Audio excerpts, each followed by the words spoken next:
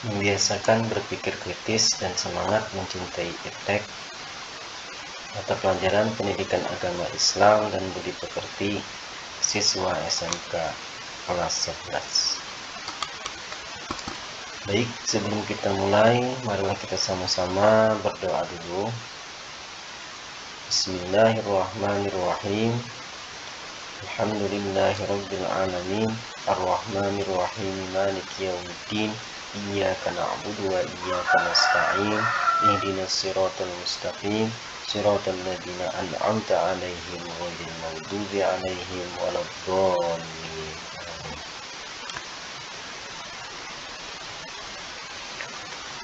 Rabbi ighfirli wa liwalidayya wa lil mu'minina amin.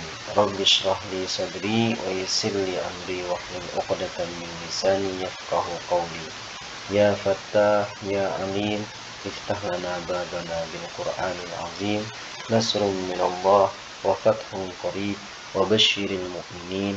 Allahumma nawwir bi kitabika basari wa atliq bihi lisani washrah bihi sadri wasta'mil bihi jasadi bihaulika wa quwwatik fa innahu la hawla wa la quwwata illa bik wa innahu la hawla wa la quwwata illa billahil aliyyil azim. Baik, semoga dengan berdoa tadi kita sama-sama diberikan keridhaan oleh Allah Subhanahu wa taala dan mendapatkan petunjuk dan hidayahnya. Bagaimana semuanya? Apakah masih tetap semangat? Mari kita menelaah ayat Quran surah Al-Imran ayat 190 191 dan Quran surah Ar-Rahman ayat 55 ayat 33.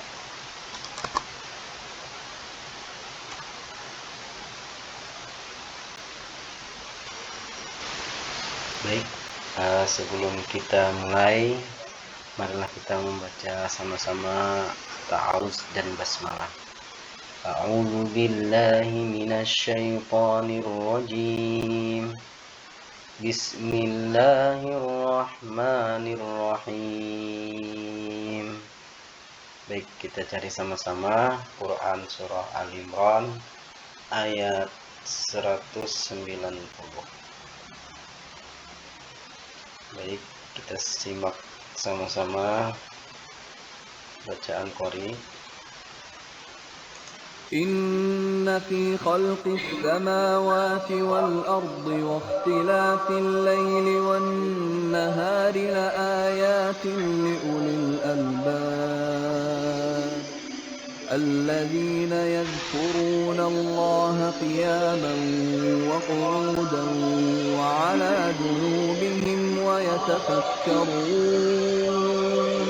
ويتفكرون في خلق السماوات والأرض ربنا ما خلقت هذا باطلا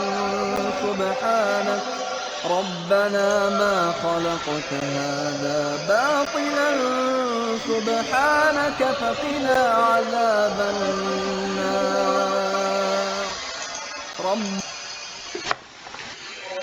Baik, kita tadi barusan mendengarkan Quran surah Al-Imran ayat 190 dan 191. Sekarang kita telaah sama-sama terjemahannya.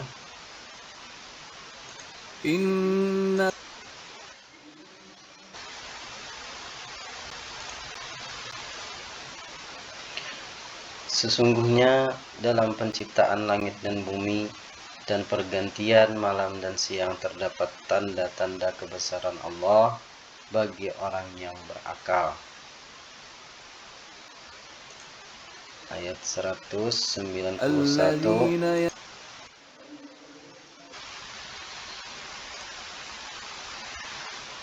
Yaitu orang-orang yang mengingat Allah sambil berdiri, duduk atau dalam keadaan berbaring, dan mereka memikirkan tentang penciptaan langit dan bumi seraya berkata, Ya Tuhan kami, tidaklah Engkau menciptakan semua ini sia-sia. Maha suci Engkau, lindungilah kami dari azab neraka. Sekarang kita melihat di sini ada warna-warna tersendiri ya dari ayat-ayat tersebut. Kata inna, hukum bacaannya di sini adalah gunnah. Gunnah itu tasydid, jadi dibacanya inna. Berikutnya di sini juga ada wan nahar, artinya dibaca tasydid dengan gunnah dengung ya, wan nahar. Berikutnya ada hukum bacaan idgham bila gunnah.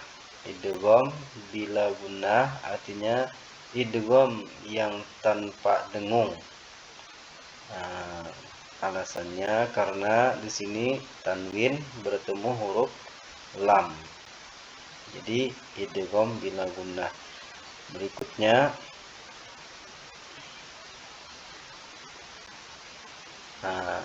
lafaz Allah ini dibaca tafkhim karena didahului harokat fathah. Jadi Allah. Begitu seterusnya qiyaman wa qu'udan. Hukum bacaannya idgham bi gunnah. Artinya idgham yang didengungkan. Sebabnya karena tanwin bertemu dengan huruf waw. Berikutnya wa qu'udaw wa ala junubihim. Hukum bacaannya sama idgham bi gunnah ya, idgham bi gunnah dibaca dengung. Alasannya karena tanwin bertemu huruf waw. Nah, berikutnya di sini ada kata khalaqata. Khalaqata hukum bacaan tajwidnya qalqalah sugura. Ya, jadi memantul dengan tipis, kecil, khalaqata. Nah, berikutnya ada kata subhanaka. Sama dibaca qalqalah sugura, itu dibaca memantul tipis, kecil ya, subhana. Nah, berikutnya di sini ada bacaan ikhfa, samar, karena tanwin bertemu dengan huruf sin. Terakhir ada gunnah, sama bacaannya gunnah karena nun bertasydid. Oke, itu baik hukum bacaan tajwid dari Quran surah Al-Imran ayat 191. Ya, kita lanjutkan untuk mencari Quran surah Ar-Rahman ayat 33.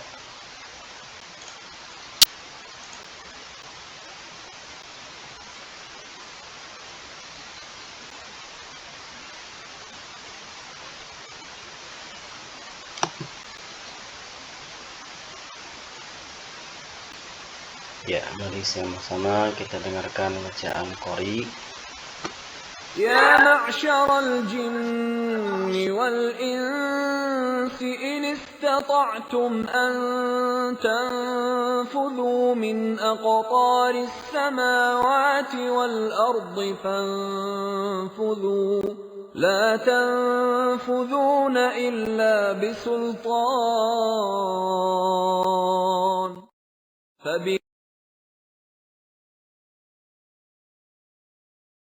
يا معشر. Baik, setelah kita mendengarkan bacaan Qori tadi, bagaimana bacaannya, kita akan melihat terjemahan dari Quran surah Ar-Rahman ayat 33. Wahai golongan jin dan manusia, jika kamu sanggup menembus atau melintasi penjuru langit dan bumi, maka tembuslah. Kamu tidak akan mampu menembusnya kecuali dengan kekuatan dari Allah. Sekarang kita identifikasi dari hukum bacaan tajwid. Nah, di sini ada nun tasydid yang tadi disebut dengan gunnah, yaitu nun bertasydid dibaca berdengung ya, jinni. Berikutnya ada kata wal insi. Hukum bacaan tajwidnya ikhfa. Alasannya nun sukun bertemu dengan sin. Berikutnya Antanfudu, hukum bacaannya ikhfa. Alasannya nun sukun bertemu dengan huruf ta. Berikutnya juga sama, hukum bacaan ikhfa tangfudu. Ya, tangfudu. Alasannya nun sukun bertemu dengan fa. Berikutnya ada qalqalah sugro, jadi baca memantul dengan tipis. Aqtaris samawati wal ard. Berikutnya ada kata fangfudu, hukum bacaannya ikhfa, sebabnya nun sukun bertemu dengan fa. Berikutnya juga sama, hukum bacaannya ikhfa, nun sukun bertemu dengan huruf fa. Ya, itu tadi identifikasi dari hukum bacaan tajwid beserta dengan terjemahnya. Kita sama-sama membaca sadaqallahul azim.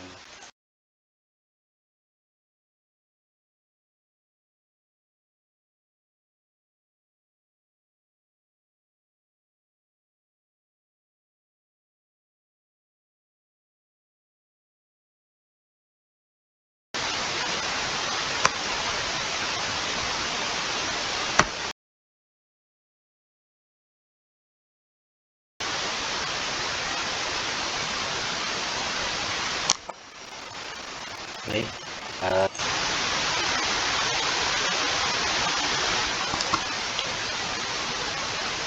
Ya, itu tadi telaah dari Quran surah Al-Imran ayat 191 dan 191 terjemah beserta dengan hukum bacaan tajwidnya. Lanjut kita sebab turunnya ayat dan kandungan ayat dari Quran surah Al-Imran ayat 190. Rasulullah SAW suatu malam menyatakan niatnya untuk beribadah kepada Allah, dan Aisyah radhiyallahu anha dengan senang hati mendukungnya. Beliau kemudian melaksanakan salat panjang hingga menangis, merasakan kedalaman makna Al-Quran yang dibaca. Saat Bilal melihat beliau dan bertanya mengapa beliau masih menangis meskipun telah diampuni, lalu Nabi menjawab bahwa seharusnya ia bersyukur kepada Allah dan menekankan pentingnya memahami ayat yang baru diturunkan, yang berasal dari Quran surah Al-Imran ayat 190 sampai 191. Nah, itulah sebab dari turunnya ayat tersebut. Isi kandungan dari ayat tersebut adalah yang pertama, menekankan refleksi terhadap tanda-tanda kebesaran Allah dalam alam dan diri manusia. Yang kedua, umat beriman diharapkan mengambil hikmah dari penciptaannya. Yang ketiga, konsep ulul albab mencakup individu dengan akal pikiran yang lurus, mampu merenungkan ciptaan Allah. Yang keempat, pemikiran kritis diharapkan membawa kedamaian dan solusi. Yang kelima, setiap orang beriman harus menggunakan akal budi untuk mendekatkan diri kepada Allah dan mengajak orang lain menciptakan masyarakat sehat dan terhindar dari informasi yang salah. Adapun isi kandungan hadis dan telaah hadis penjelasan tentang berpikir kritis, yaitu Bismillahirrahmanirrahim. An Abi Dzar radhiyallahu an qala Rasulullah sallallahu alaihi wasallam, tafakkaru fi khalqillah wa la tafakkaru fi dzatillah fatahliku. Rawahu Abu Syekh. Dari Abi Dzar radhiyallahu an, Nabi sallallahu alaihi wasallam bersabda, pikirkanlah mengenai segala sesuatu yang diciptakan Allah, tetapi janganlah kalian memikirkan tentang zat Allah, karena kalian akan merusak. Hadis riwayat Abu Syekh. Hadis ini mengajarkan pentingnya berpikir kritis dan positif tentang ciptaan Allah, namun melarang untuk memikirkan zatnya. Memikirkan zat Allah tidak mungkin dicapai oleh akal manusia, sehingga fokus hanya pada makhluknya untuk menghindari kesesatan. Proses berilmu harus dimulai dari berpikir tentang makhluk alam, tanpa melampaui batas kapasitas akal untuk memahami zat Allah. Berpikir memiliki batasan. Jika melewati batas, dapat menyebabkan kebingungan dan kekacauan yang bertentangan dengan tujuan mendekatkan diri kepada Allah Subhanahu wa taala. Berikutnya kandungan dari Quran surah Ar-Rahman ayat 33. Tanggung jawab manusia dan jin.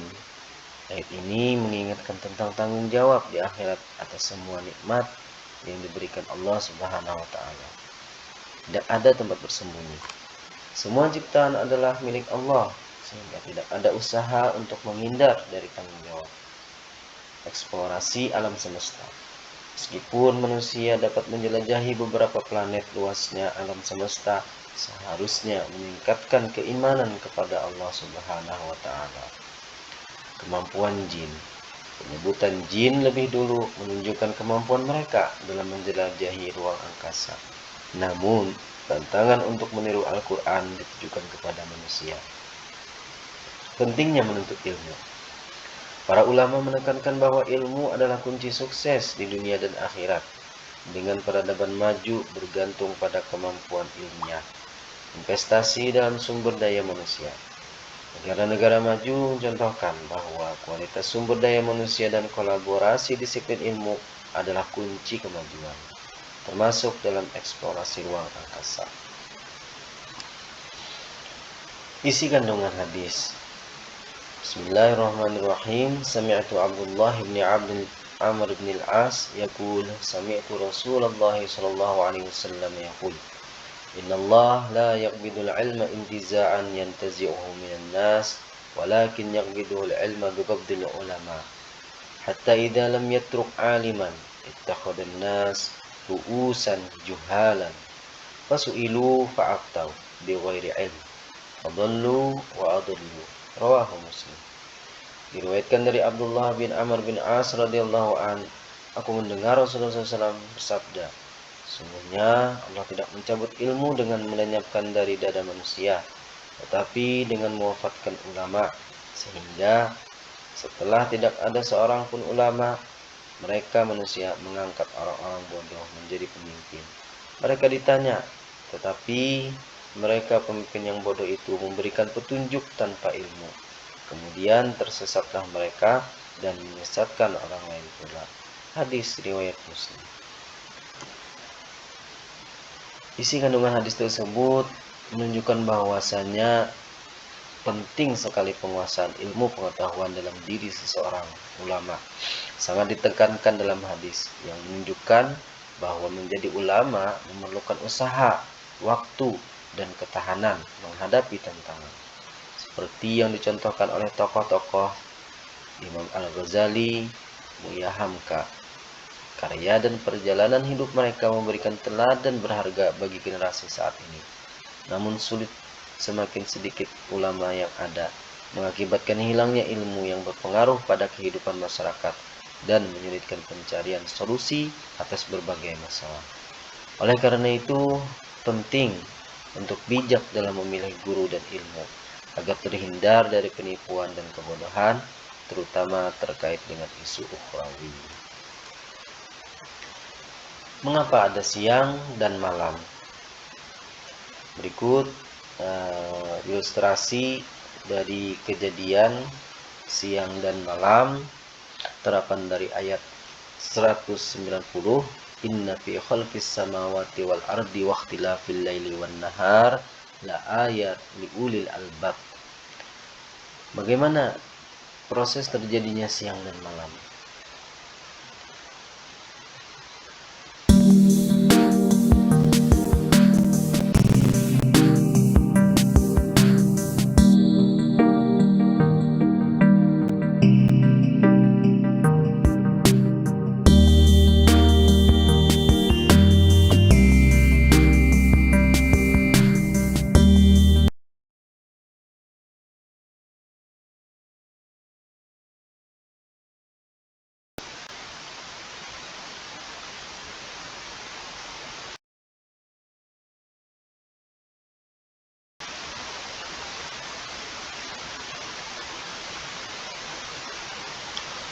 Pada gambar bisa kita lihat yang nampak sebelah kanan itu proses terjadinya malam, Adapun yang sebelah kiri itu proses terjadinya siang dan malam. Kembali kepada ulil albab. Siapa itu ulil albab? Di sini dijelaskan bahwasanya ulil albab adalah individu yang berpikiran jernih dan memiliki nurani yang bersih, selalu merenungkan perkataan dan peristiwa alam, serta menyimpulkan bahwa semuanya memiliki manfaat dan tidak ada yang sia-sia, sehingga semakin mendekatkan diri kepada Allah Subhanahu wa taala. Dari sini kita ketahui bahwasanya orang yang berpikir jernih, merenungkan ciptaan Allah, menyimpulkan semuanya memiliki manfaat, tujuannya adalah semakin mendekatkan diri kepada Allah Subhanahu wa taala. Bagaimana proses berpikir kritis? Di sini bisa kita ketahui critical thinking theory atau berpikir kritis menurut Socrates ada beberapa langkah. Yang pertama, mengajukan pertanyaan untuk memahami dasar pemikiran. Yang kedua, menganalisis jawaban dengan pertanyaan lanjutan. Yang ketiga, mengidentifikasi kontradiksi atau kelemahan dalam argumen. Yang keempat, menyimpulkan dengan refleksi yang mendalam. Itulah tahapan yang dikemukakan oleh Socrates. Bagaimana dengan pemahaman data dari pengetahuan ilmu tersebut? Adapun pengetahuan terbagi kepada 4. Data pengetahuan disebut dengan ilmu yakin, zon, syak, dan waham. Yang pertama, pengetahuan yang kuat didukung oleh bukti yang meyakinkan itu disebut dengan ilmu yakin. Adapun yang kedua, zon, kebenaran yang lebih dominan tetapi kurang bukti disebut dengan dugaan. Yang ketiga, syak, jika ada keseimbangan antara kemungkinan benar dan salah disebut dengan keraguan. Dan yang berikutnya adalah waham. Ini bisa menjadi kesalahpahaman karena ketidakadaannya bukti atau lemahnya bukti. Nah, kemungkinan ini salah lebih besar dan disebut dengan waham. Itulah data pengetahuan dari apa yang kita analisis dari sesuatu. Ada 4 data pengetahuan tersebut. Nah, yang pertama itu adalah ilmu yakin berdasarkan pengetahuan yang kuat didukung oleh bukti yang meyakinkan. Ini yang kita cari. Berikutnya, apakah nyata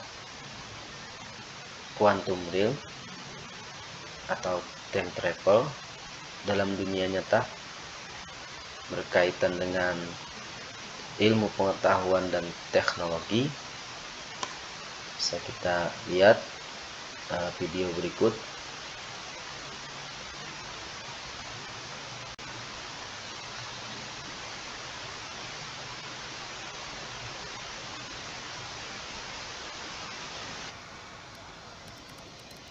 I used to be a respected scientist who had my name the sides of buildings. Now I got this. Well, you wanted a smaller quantum tunnel. This is smaller. Whoop, sorry. My bad. I think it has flair. All right, controls online. The collection unit activates when you decouple it. It should automatically start absorbing quantum healing particles. Also, make sure you stay out of the tardigrade fields. They're cute, but they'll eat you. And don't get sucked into a time vortex. We won't be able to save you. Okay. Going subatomic in 5, 4, 3, 2, 1. All right, Scott, this is a mic check.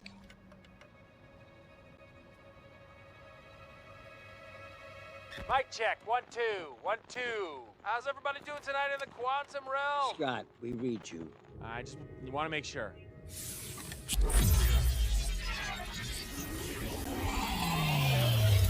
Okay. Healing particle secured for our new ghost friend. Great. Preparing for re-entry in 5, 4, 3. Hello? Ha ha, very funny. Hank, quit screwing around. You told me yourself not to screw around. Hank! Hope? Janet! Guys. Guys! Okay, seriously, don't joke around. Bring me up, let's go! Guys!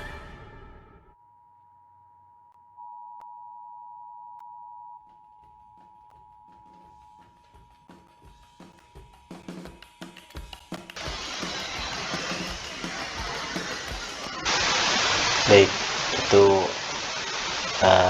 sekilas tentang temuan ya dari Dr. Pin tentang quantum realm. Nah, yang jadi pertanyaan berikutnya adalah apa temuan yang kalian ketahui dari teknologi? Silakan kalian cari tahu. Ya mungkin yang terdekat dulu yaitu gadget ya. Contohnya silakan kalian cari sendiri. Oke, apa manfaat teknologi dan bagaimana kita menyikapinya? Nah, bisa kita refleksikan dalam kehidupan sehari-hari. Nah, hubungkan antara kualitas keimanan dengan berpikir kritis dan semangat mencintai ilmu pengetahuan sesuai dengan pesan Quran Surah Al-Imran ayat 150, 191 dan Quran Surah Ar-Rahman ayat 33 serta hadis terkait tersebut. Baik, sebelum kita mengakhiri, kita bisa dengarkan Pak Baharudin Yusuf Habibie, Presiden ketiga Indonesia. Beliau adalah tokoh penting dalam teknologi dan ilmu pengetahuan, terutama melalui kontribusinya seperti teori crack progression yang meningkatkan keamanan struktur pesawat dengan memprediksi keretakan material, serta pembangunan pesawat N250 yang merupakan pesawat turboprop pertama di dunia dengan teknologi fly-by-wire. Selain itu, Habibie juga berperan dalam desain pesawat CN235 hasil kolaborasi dengan CASA Spanyol yang digunakan untuk keperluan sipil dan militer.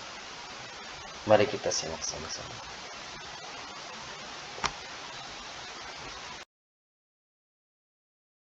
Ya, saya tertarik adalah bagaimana saya membuat pesawat terbang itu yang bisa membawa manusia Indonesia di bumi Indonesia dari tiap titik ke titik yang dia kehendaki secara aman, secara murah, dan semuanya kita buat sendiri. Nah, itu cita-citanya. Bukan kapal terbang, memiliki kapal terbang, memiliki kemampuan untuk merekayasa dan membangun pesawat terbang itu sendiri.